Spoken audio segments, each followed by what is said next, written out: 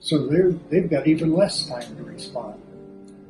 Bonnie and Terry Heaton own this house in Boca Chica Village, and they spoke to a local news station about it, and I wanted to address what I think they've got wrong in how they're interpreting this and why SpaceX is making very fair offers to the homeowners, and talk about eminent domain and what's going to happen next. For those who don't know, Boca Chica Village is a small neighborhood of homes that is not very far from the SpaceX complex in Boca Chica. Boca Chica, Texas is the place where the Starhopper prototype for SpaceX's next spaceship and Super Heavy was being built and tested. And SpaceX wants to turn that into a spaceport, and this basically means that those homes will not be livable. So rather than create all kinds of disruption, what is normal when you build a transportation project like an airport or something, a railroad station, whatever, is you buy out the existing homes, if you can buy them out by making offers like SpaceX did, or through the state through eminent domain if they don't agree. First of all, I'm not a Texas lawyer. I am a lawyer in Florida and New York, and I did read some Texas law about this. Under Texas law, normally a private sector entity cannot use the power of eminent domain to acquire property. However, I believe SpaceX is covered here by an exception in Florida law for transportation projects, which specifically mentions airports and maybe railroads, but Spaceport is very clearly a transportation project. And we've seen that local officials are supportive of this. You can't just do it on their own as a company. They need the support of the local governments. But it's pretty clear that both local and state Texas authorities are in favor of SpaceX building this project. It's going to create a lot of jobs. It's going to raise property values nearby, maybe not right next door, but nearby. Create a lot of opportunity for the economy of the southern tip of Texas. It's the people that you saw at the beginning of this video. I happened to look up their property in the county website and on Zillow to see what exactly their property is, what it's worth. And according to Zillow, and you never know if Zillow's right, by the way, I'm a real estate agent also, and I can tell you a lot of real estate agents think Zillow is unreliable. But according to Zillow, the Heatons paid $35,000 for their house back in 2002. Also, according to Zillow, the house is now worth $120,000. It says the value went up $20,000 in the last 30 days, which is quirky and seems unusual. It's another example of Zillow being unreliable, but if the house is worth, let's say, $100,000 fair market value, and SpaceX offered them triple that value, or $300,000, and we don't know what the numbers are because we haven't seen it, but it seems reasonable. And in one of the things that Mr. Heaton said, was that SpaceX offered them several thousand less than a bank appraisal. Well, several thousand less than $100,000, triple that, you're over $250,000. So what really seems to be happening here is the Heatons are going to be getting a windfall, a huge windfall. They're going to go from paying $35,000 for a house in 2002. We're talking about an 1,800 square foot house built in 1968. One-car garage, doesn't appear to be anything special about the house. They paid $35,000 for it. They're now, in 2002, it's now increased in value, congratulations, to $100,000, and SpaceX is apparently offering them in the ballpark of $300,000 for the house.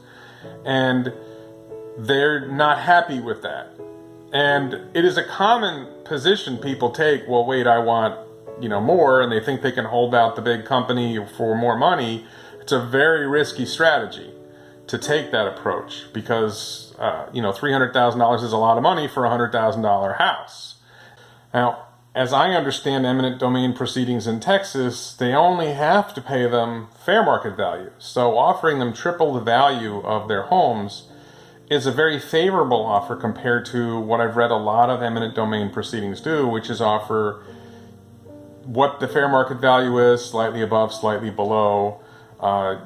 They generally don't offer double or triple. So triple the offer is quite good. I can see from SpaceX's perspective, if you do it this way and you offer people a really good price now, It saves SpaceX the cost of litigation, the negative publicity of litigation, gets it done quicker. So it seems like compared to a lot of other entities that engage in eminent domain proceedings, SpaceX is being very fair.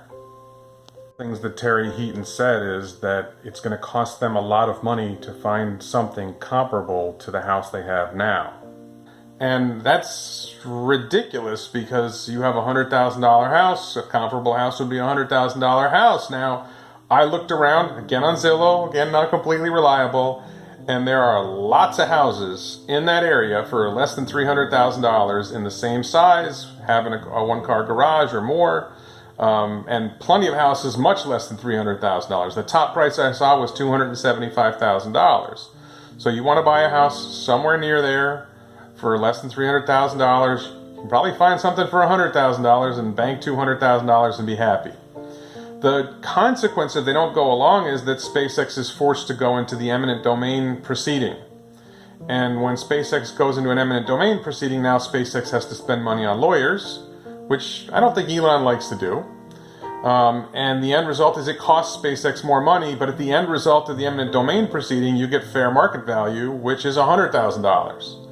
So I hope the people in Boca Chica Village are talking to lawyers who know something about eminent domain proceedings to make sure they're making the right decision, because if they try to hold out for more money and they get greedy, they may end up with a lot less money, and that's just the end result of trying to play hardball with somebody who was actually trying to be decent to you.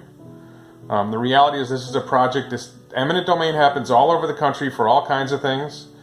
As a libertarian myself, I don't like it. But, you know, most of these people who are complaining about it now never cared when it happened to somebody else. There was a famous case in the U.S. Supreme Court called Kelo, and a lot of libertarians like me complained about Kelo, where the Supreme Court extended eminent domain to private entities building, you know, shopping malls or whatever, which is not like this, a transportation project. But these are folks who are just complaining that it's happening to them. They don't really care when it happens to other people. At least we've never heard from them before.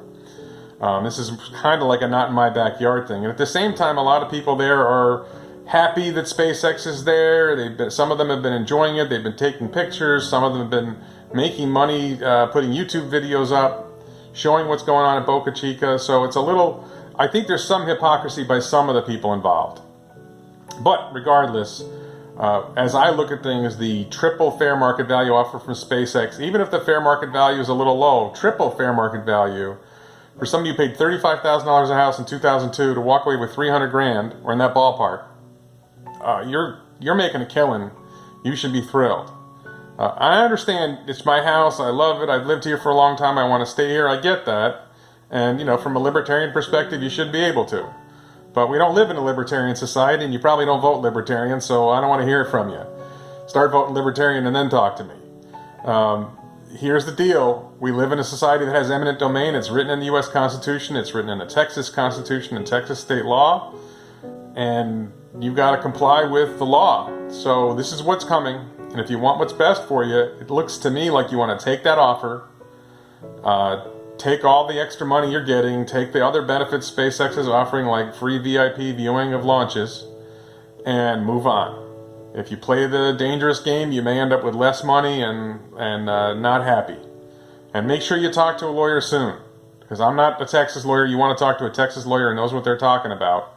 Make sure you know what you're doing here, because you make the wrong mistake, it's going to cost you a lot of money and make you unhappy. Thank you very much. This is Warren Redlick.